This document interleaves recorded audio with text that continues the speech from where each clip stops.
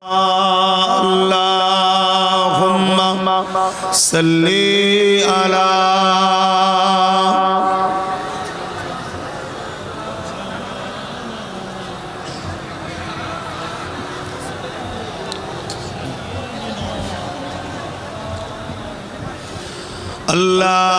Allahumma salli ala Sayyidina Maulana Muhammad wa ala ali Sayyidina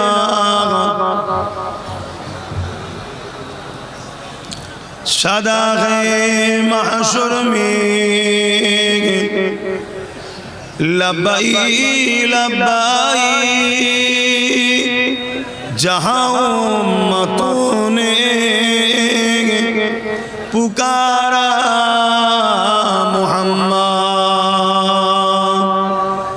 सदा है महशर में लब्बाई लब्बाई जहाँ उम्मतों ने पुकारा मुहम्मद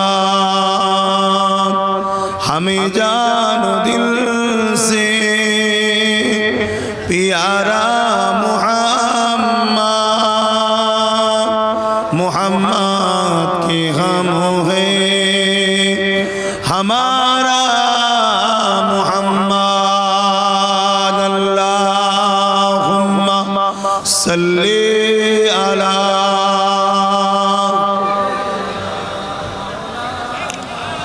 আপনারা দাঁড়িয়ে না থেকে বসেন ওখানেই বসে আল্লাহ ও রাসূলের ভালোবাসায় বসে আল্লাহুম্মা সাল্লি আলা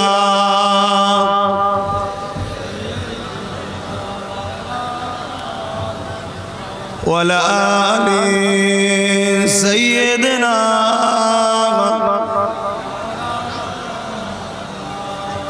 मददगारे जिसी का रसूले खुदा हो उसे और हिम्मत का परवाह किया है मदद को चले आएंगे कमली वाला डूबते डूबते ही समझ जाएगा अल्लाहुम्मा सल्ली अला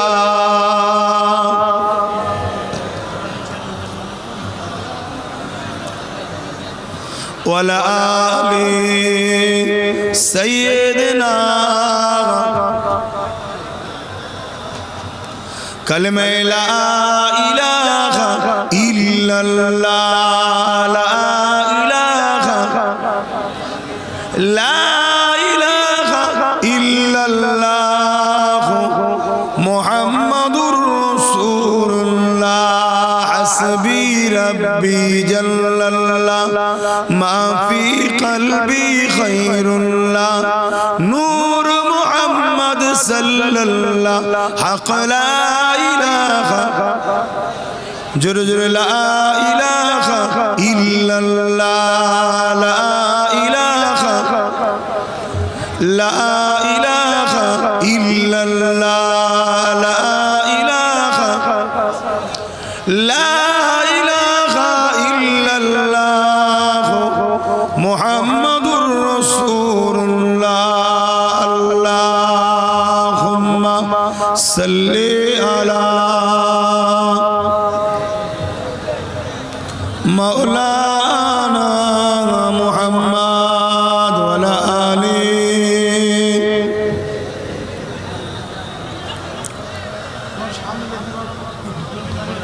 बस बस बस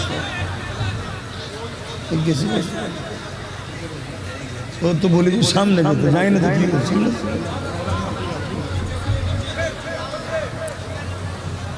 وقال الله تعالى في كلام المزيد والفرقان الحميد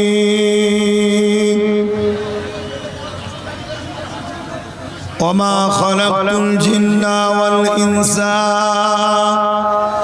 إلا ليعبدون উপস্থিত হাজিরানে মজলিস, আমার আব্বাজানেরা, আমার নওজোয়ান তরুণীরা, যুবকেরা, আমার পর্দানিশিনা আম্মাজানেরা, বোনেরা, ছোট ছোট বাচ্চারা, উলামা হযরত, হাফিজে কুরআন, নামাজি, মুত্তাকি, পরহেজগার, ইমাম সাহেব গণেরা, আল্লাহ পাকের দরবারে শুকরিয়া। আজ আমরা হরিমন গ্রামে কোরআন সুন্নাহর আলোচনার মাহফিলে আল্লাহ আমাদেরকে আসার তৌফিক দিয়েছেন, বলি আলহামদুলিল্লাহ। মনে রাখবেন, এই পৃথিবী আমাদের জন্য চিরস্থায়ী নয়। এই বেশটা কম। এই পৃথিবী আমাদের জন্য চিরস্থায়ী নয়। আজ আছি, কাল চলে যেতে হবে। যারা এসেছে সবাই এক এক করে চলে গেছে, কেউ চিরস্থায়ী থাকবে না। আল্লাহ কিছু দিনের জন্য আমাদেরকে পাঠিয়েছে এই দুনিয়ায়, ইল্লা লিয়াবুদুন, আল্লাহ দাসত্ব করার জন্য। জোরে বলুন সুবহানাল্লাহ। কিন্তু এই পৃথিবীতে যুগে যুগে আল্লাহর পক্ষে থাকার জন্য হাজারো সমস্যার সম্মুখীন হতে হয়েছে, হাজারো বাধা, হাজারো জুলুম, হাজারো অত্যাচার সহ্য করতে হয়েছে। আজ নতুন করে আবার পৃথিবী জুড়ে ইসলাম ও কোরআন, দিন ইসলামের উপরে নতুন করে আবার একটা অত্যাচার, জুলুমের স্টিম রোলার চালু হয়েছে। তাম পৃথিবী জুড়ে অত্যাচার শুরু হয়েছে। কখনো আমরা দেখি কেউ ফিল্মের মাধ্যমে আমার নবী পাক সাল্লাল্লাহু আলাইহি সাল্লামকে অপমান করার ষড়যন্ত্র করছে। কোন জায়গায় কোন দেশে শুনেছি কার্টুন তৈরি করে আমার নবী পাক সাল্লাল্লাহু আলাইহি ওয়াসাল্লামকে অপমান করার চেষ্টা করছে। আমি জানি আকাশে চাঁদ উঠলে দেখবেন একদল কুকুর আছে, চাঁদের দিকে মুখ করে ঘেউ ঘেউ করে। এতে চাঁদের কি কোনো অসুবিধা হয়? তাম পৃথিবীর কুকুর যদি এক জায়গায় হয়ে আকাশের দিকে মুখ করে চাঁদের দিকে ঘেউ ঘেউ করে, এতে চাঁদের কিছু যায় আসে না। ওই চাঁদটাও হলো আমার রাসূলুল্লাহর গোলাম। জোরে বলুন সুবহানাল্লাহ। আরো জোরে বলা যাবে না সুবহানাল্লাহ? তাহলে মানবরূপী কুকুরগুলো যদি আমার নবী পাকের পিছনে, আমার নবী পাকের বিষয়ে ঘেউ ঘেউ করে, এতে আমার নবীর কিছু যায় আসে না। কিন্তু আমরা যে ভালোবাসি, আমাদের এই ভালোবাসার ইজহার দেখানো দরকার আছে না? না। আজকে নতুন করে আবার কোরআনের বিরুদ্ধে, ইসলামের বিরুদ্ধে, আল্লাহ ও রসুলের বিরুদ্ধে নানা রকম কথা শোনা যাচ্ছে, চারিদিক জুড়ে হচ্ছে। একদল মিডিয়া, তারা সর্বসময় মিডিয়ার দোকান খুলে বসে আছে। তাদের যেন ইসলামের বিরুদ্ধে কথা না বললে ভাত হজম হবে না। এভাবে দিন রাত তারা ইসলামের বিরুদ্ধে মিথ্যা মিথ্যা কথা বলে যাচ্ছে। যদি জানতাম বাবা সত্যি বলছি আলাদা কথা, মিথ্যা প্রচার করে যাচ্ছে। তাদের দুনিয়ার দোকান টিকাবার জন্য। তবে এখানে একটা কথা বলবো, খুব গুরুত্ব দিয়ে শুনবেন। যুগে যুগে ইসলামের দুই শ্রেণীর মানুষ সব থেকে বড় দুশ্মন হয়েছিল। এর মধ্যে অনেক উলামা ভাইরা আছে, অনেক তুলাবা ছাত্র ভাইরাও আছে, মেম্বারও অনেক আলেম উলামারাও রয়েছে। হয়তো সবাই হক কথা বলতে সাহস পায় না, কিন্তু নিরিবিলি নির্ঝুমে জিজ্ঞেস করে দেখবেন আমার কথাটা ঠিক বললাম না ভুল বললাম। ইসলামের দুই শ্রেণীর মানুষ সর্বসময় ইসলামের বিরোধী করেছে, চরম আরো বিরুদ্ধে ছিল। এক শ্রেণী হলো জালিম শাসক, শুনছেন? এক শ্রেণী কারা? জালিম শাসকরা ইসলামের বিরোধী করেছে। আর এক শ্রেণী হলো ধর্মের নামে যারা ভণ্ডমির দোকান খুলে বসে তারা, এরা ইসলামের সবথেকে বেশি বিরোধী করেছে। এটা নতুন নয়, যুগে যুগে চলে আসে। আজ আমরা দেখছি মসজিদের উপরে হামলা, মাদ্রাসার উপরে হামলা, চারিদিক জুড়ে মুসলমান দেখলেই যেন জঙ্গি জঙ্গি ভাব। দাড়ি টুপি থাকলে, কোরআন পড়ালে যেন মনে হয় জঙ্গি। অথচ প্রকাশ্য আমার পশ্চিম বাংলায় দেখলাম দুজন রেল লাইনে বোম রেখে রেল উড়িয়ে দিবার প্ল্যান করলো, তাকে ধরে জামিন করে দিল। আর মুসলমান দেখলে ধরে নিয়ে যে 10 বছর 15 বছর পরে বলবে আমাদের সন্দেহটা ভুল হয়েছিল। এই 10-15 বছর এই মুসলমানের লাইফটা নষ্ট হয়ে গেল। এর কারণ এটা নতুন নয়, এটা যুগ যুগ ধরেই চলে আসছে। এলিয়ে ঘাবড়ে যাচ্ছেন নাকি আপনারা?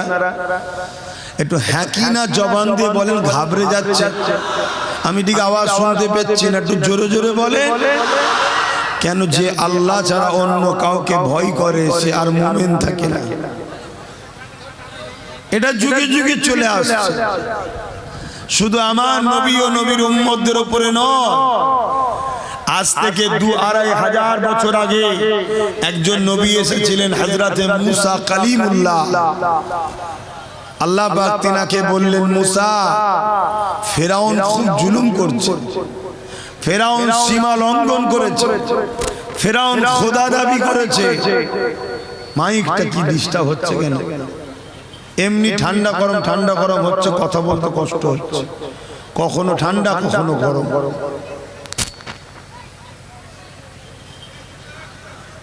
হ্যাঁ, তার গন্ডগোল হয়ে গেছে। 3টে দিলে হবে ভাইরা আমার। ফেরাউন হযরতে মুসা আলাইহিস সালামের সময় জুলুম করেছে না করেন? কত জুলুম করেছে। মুসা নবীকে অনেক দিক দিয়ে হারাবার চেষ্টা করেছে, কোন দিক দিয়ে যখন পারেনি, একদিন 70,000 জাদুকর ডেকেছে মুসা নবীকে অপমান করবে বলে, হারাবে বলে, ক্ষতি করবে বলে।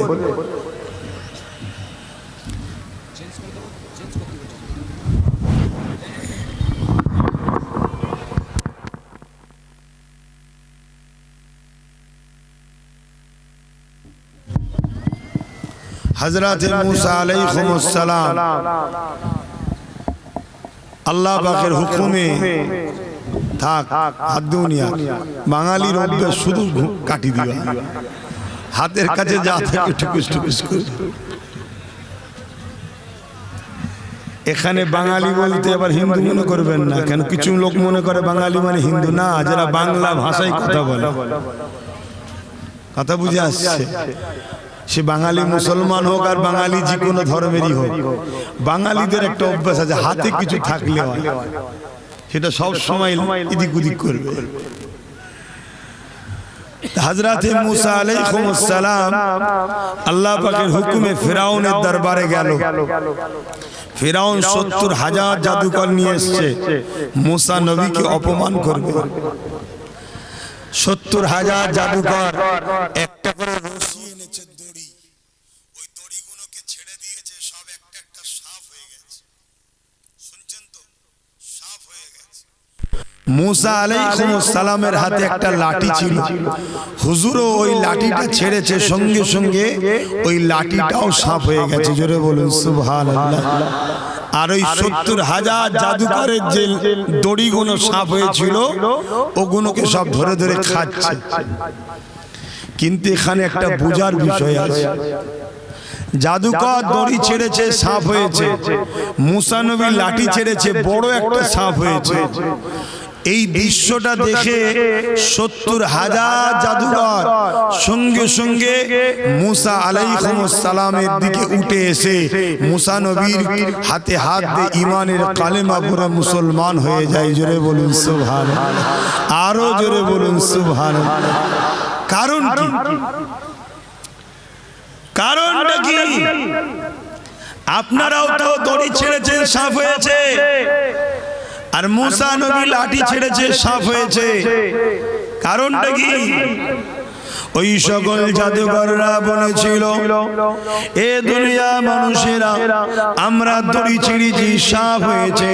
হাকিকাতে কিন্তু দড়িটা দড়ি আছে, মানুষের চোখে ধোঁকা দেওয়া হয়েছে। মানুষ দেখছে ওগুলো সাপ হয়েছে, কিন্তু দড়ি বদল হয়নি। দড়ি দড়ি রয়েছে, রশি রশি রয়েছে। কিন্তু অবাক হয়ে যাচ্ছি, মুসা নবী যে লাঠিটা ছেড়েছে, ওই লাঠিটার লাঠি নাই, সত্যিকারেরই একটা বড় সাপ হয়ে গেছে। জাদু আর মুজিজার মধ্যে পার্থক্য বুঝলেন?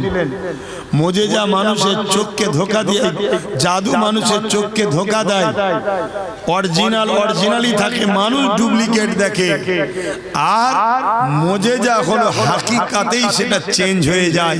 তাই ৭০,০০০ জাদুকরকে নিয়ে এসেছিল মুসা নবীকে অপমান করার জন্য, কিন্তু তারাই মুসা নবীর হাতে হাত দিয়ে কলেমা পড়লেন। জোরে বলুন সুবহানাল্লাহ। মুসলমান ঘরে ছেলে মেয়েরা, তরুণেরা, বাপেরা যুগে যুগে ইসলামের বিরুদ্ধে জালিমরা অত্যাচার করেছে।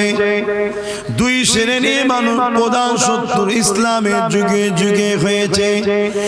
এক শ্রেণীর মানুষ যারা অত্যাচারী শাসক, তারা ইসলামের বিরুদ্ধে লেগেছে।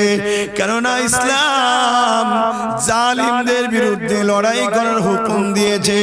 তাই জালিম শাসকেরা সর্বসময় ইসলামকে মিটাবার চেষ্টা করেছে।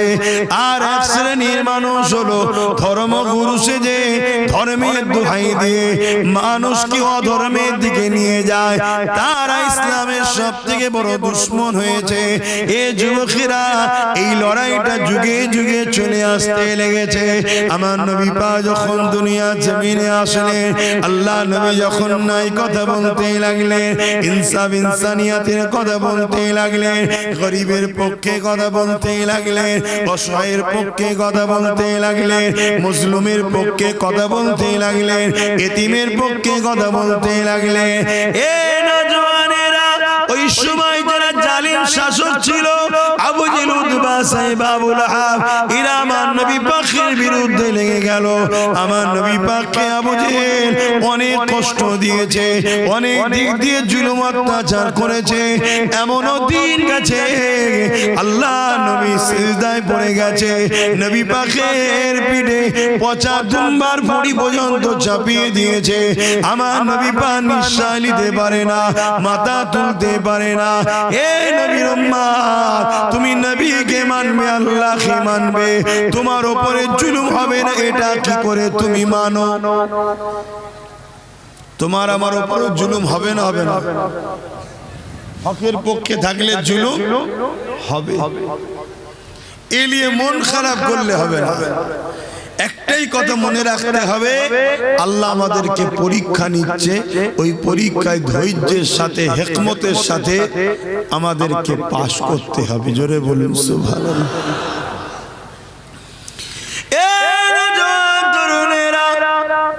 আবু জেহেল আল্লাহ নবীকে চারিদিকে দিয়ে পরীক্ষা নিয়ে জুলুম করেছে। এমন একটা দিন গেছে, আবু জেহেল আমার নবী পাকের জন্য কুয়া করেছিল। আল্লাহ পাকের মর্জি দেখুন, ওই কুয়াতে আবু জেহেল নিজেই পড়ে গেল। এ যুবকেরা, তরুণীরা, বাপেরা, একদিন আবু জেহেল হাবিব ইয়ামানি নামে একজন জাদুকরকে নিয়ে এসেছে মুসা নবীকে হারাবার জন্য। ফিরআউন যেমন জাদুকর নিয়ে এসেছিল, আবু জেহেলও জাদুকর নিয়ে এসেছে। আমার আমার নবী পাককে অপমান করবে বলে। আর হাবিবি আমানি হলো সেই সময় সব থেকে বড় জাদুকর। হাবিবি আমানিকে নিয়ে এসেছে। হাবিবি আমানি আমার নবী পাকের কাছে গেছে, আমার নবী পাককে প্রশ্ন করতে লেগেছে, এ মুহাম্মদ শুনলাম নাকি আপনি নবী দাবি করেছে। আল্লাহ নবী জানিয়ে দিলেন, লা ইলাহা ইল্লাল্লাহ আনা মুহাম্মাদুর রাসূলুল্লাহ। এই সময় হাবিব আমানি বলতে লাগলো, হে মুহাম্মদ তুমি যে নবী দাবি করছো, তুমি আমাকে কিছু দেখাও। আল্লাহ নবী বললেন, কি দেখতে চাও? হাবিব আমানি বলল, আসমানে কিছু দেখা। আল্লাহ নবী ওই সময় আসমানের দিকে মুখটা তুললেন, পূর্ণিমার চাঁদ উঠেছিল আকাশে। আমার নবী পাক বলতে লাগলো, এ হাবিব আমানি রে, এই আকাশের চাঁদটা কি দুটুকরো করে দেবো? হাবিব আমানি অবাক হয়ে গেল, কেননা চাঁদ কি দুটুকরো কখনো করা যায়? কিন্তু হাবিব আমানি জানে না, জিনার সঙ্গে কথা বলছি, ওই চাঁদটাও ইনারি নূর থেকে তৈরি।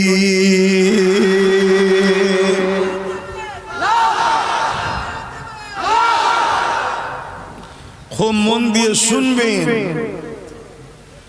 কথা বলতে হয়তো কষ্ট হচ্ছে, কিন্তু কথাগুলোকে শুনুন। হাবিব আমানি আর কোনো উত্তর দিচ্ছে না, কেন? তার মুখের বল হারিয়ে গেছে। চাঁদ দুটুকরো করবে বলছে, এটা কি করে হয়? আর হাবিব আমানি ছিল তৎকালীন সময় পৃথিবীর সবথেকে বড় জাদুকর। তাই হাবিব আমানি জানে জাদু জমিনের উপরে চলে, আসমানে নয়। তাই প্রশ্নটা নবীকে আসমানের বিষয়ে করেছে। মুহাম্মদ রাসূল যদি আসমানে কিছু দেখায়, তাহলে হাবিব আমানি জানবে ইনি জাদুকর নয়, ইনি নবী। কারণ নবীদের পাওয়ার সব জায়গায় চলে। জাদুকর দুনিয়াতে মানুষকে ধোঁকা দেয়, চোখে মানুষকে তার ধোঁকা দিয়ে তাকে ভুল দেখায়। তাই রাসূল যখন বললেন চাঁদটা দুটুকরো করব, হাবিব আমানি তো অবাক, যেটা কি করে হতে পারে। আল্লাহ নবী আর কোনো কথা না বেরিয়ে আসমানের দিকে আঙুলটা তুলে চাঁদের দিকে ইশারাটা যখন করলো, সঙ্গে সঙ্গে আমার নবী পাকের ইশারা পাওয়ার সাথে সাথে চাঁদও যে নবী পাকের উম্মত, নবী পাকের যে গোলাম, ওই গোলামের পরিচয় দিতে লাগলো। এ যুবকেরা, আমরাও নবীর উম্মত দাবি করি, আমরাও নবীর গোলাম দাবি করি, কিন্তু কারো হাতে যদি একটা অস্ত্র দিয়ে বলা হয় তোমাকে পুরো নিজের গর্দান কাটতে হবে না, কলিজাখানা বার করে দিতে হবে না, নবী পাকের প্রেমে শুধু একটা উংলি কেটে দেখাও, আমরা কতজন পারবো? এই যুবকের অবাক বিষয় শুনুন, আকাশের চাঁদটা আমার নবী পাকের ভালোবাসায়, নবী পাকের গোলামিতে নিজেকে দুটুকরো করে দিয়েছিলেন। আরো জোরে বলুন সুবহান। তরুণেরা, শুধু দুটুকরো হয়ে গেছে নয়, এক পালি পাহাড়ের এ মাথাতে আর এক পালি পাহাড়ের ওই মাথাতে মধ্যরাত পর্যন্ত এই চাঁদটা দাঁড়িয়েছিল।